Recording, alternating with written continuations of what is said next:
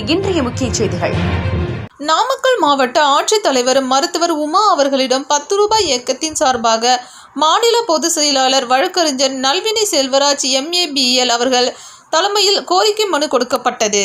நாமக்கல் மாவட்டத்தில் உள்ள கிராம நிர்வாக அலுவலகம் மற்றும் வருவாய் ஆய்வாளர் அலுவலகம் பராமரிப்பு மற்றும் அடிப்படை வசதிகள் கழிப்பிடம் இல்லாத காரணத்தினால் மிகப்பெரும் பணிச்சுமைக்கும் மன அழுத்தத்திற்கும் உடல் சோர்வுக்கும் ஆளாகிறார்கள்.